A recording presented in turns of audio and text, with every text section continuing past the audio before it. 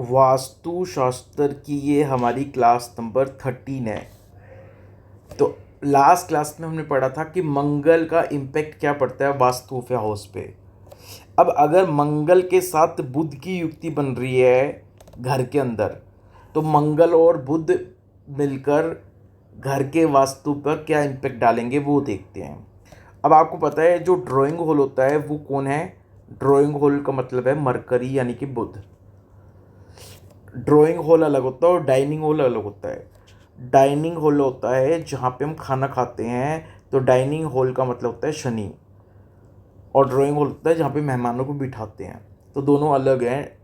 तो अभी हम डाइनिंग हॉल की बात नहीं कर रहे हैं, हम ड्राइंग हॉल की बात कर रहे हैं। ड्राइंग हॉल मतलब मरकरी। और किचन का मतलब होता है मंगल। जहाँ पे भी अग्नि का यूज़ होता है वो मंगल है, तो किचन का मतलब है मंगल। अब मरकरी और बुध की युक्ति देखो कैसे बन रही है हमारे घर में।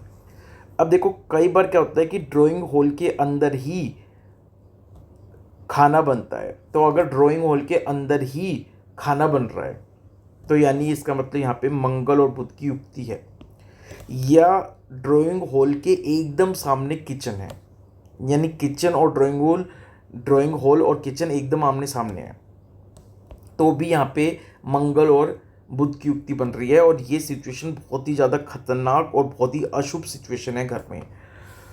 इसमें क्या होगा कि आपके जो रिलेटिव्स हैं, और रिलेटिव्स के साथ आपकी शत्रुता बढ़ती जाएगी।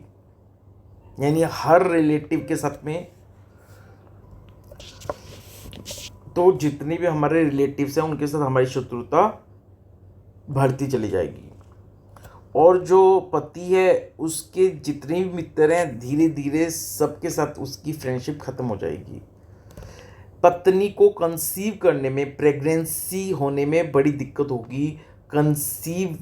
चाइल्ड कंसीव करना बहुत मुश्किल से होगा। और फिर जब चाइल्ड का बर्थ होगा तो भी बहुत कॉम्प्लिकेशन फेस करनी पड़ सकती हैं।